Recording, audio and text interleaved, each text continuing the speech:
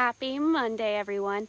It's my day off, but when you love your job, you pretty much work every day and you dress in pretty much your uniform every day. But I'm out here at my family property and I am collecting some native aquatic vegetation to put into our new stream habitat. And here's some of this camper weed that I was talking about the other day on our pollinator tour. And then these really pretty, some people call them, the cultivated variety is Rose of Sharon, but I think the native is pond mallow, something that reminds me of marshmallow. That's all I remember. So I talked about invasive vegetation, and invasive species can come from Lowe's. They can come from your local nursery. They can also come from the landscape where you already are. So I have some Lespedeza here. This is Lespedeza, which is really horrible invasive species. And by horrible, I mean just so widespread and so hard to get rid of. But I have a special little surprise to show you all here. And I'm sure anyone that owns a pond is groaning right now, but I think it's so cute. So this reminds me of Alice in Wonderland. There's mushrooms even down there, and the hole kind of goes into infinity. You can't see how far it goes. And so here's a really shallow wetland area. This was former pasture land that with grants from the Oklahoma Department of Wildlife Conservation and U.S. Fish and Wildlife, we restored into this native ecosystem. And wetlands, I'm going to butcher the stats, but they compose 3% of all landscapes on Earth, but 43% of species rely on wetlands for some part of their lives. So the diversity, the richness is so great, but the actual land mass is so small.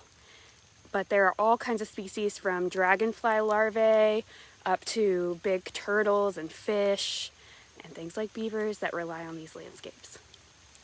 So here we are at our beaver dens, and I always imagine them to be a little bit more I don't know, interwoven, have a little bit more structure, but really it's just this big pile of sticks. And if you didn't know what you were looking at, you might not even pay attention to it. I think it's so cute and so hilarious. I'm sure my Uncle Steve would disagree with me. But look at all of these different species.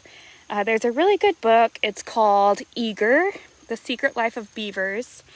And it's by Goldfarb.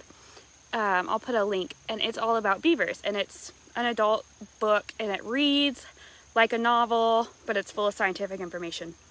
And one of the things I found interesting in there was when they dissect beaver guts post-mortem, they find hundreds of different species of botanical species in there.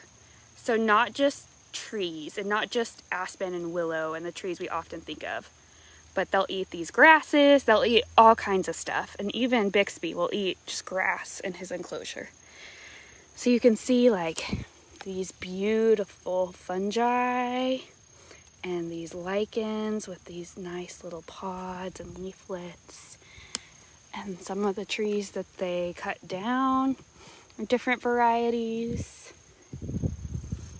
And I'm here because our awesome stream architect Levi had the fun idea to add some beaver chews to our new stream. We want it to really be representative of a natural creek or stream in the area. This one might be too, yeah, that's jam-packed in there. And so I'm here to collect some real-life beaver chews. So you can see they cut down this, I don't know what it is, what species. It almost feels like a crepe myrtle. It's dense. So this one's about 3 feet long. They have some really long ones. They have some really thin ones, really thick ones. But this was stripped of its bark, got down to that juicy cambium, and you can see this point like a pencil. So the beavers have those huge incisors that are orange, they're ironized, and they get up on their hind legs and they use their tail like almost a tripod to balance while they put their body up and use those teeth to gnaw down wood like this. So I'm going to collect some to add to our stream in addition to the aquatic vegetation that I have collected.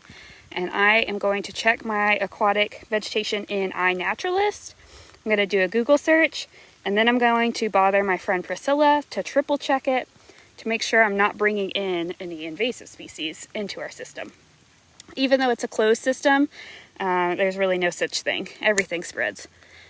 So I don't want to be the one responsible for bringing in an aquatic invasive to Sequoia State Park. I'm going to pick out some sticks here. These are dens, which is different than a dam. You could also call them a lodge. So this is where the beavers sleep and store their food and everything. It's not a dam, which they have plenty of elsewhere throughout this little wetland. I thought this feather was a nice touch on top here, just kind of signifying an ecosystem and how all things work together in here. So if you're looking for a good non-fiction book that will teach you some more about beavers and our ecosystems, I highly suggest Eager, The Secret Life of Beavers. And don't tell Bixby that I've been hanging out with other beavers.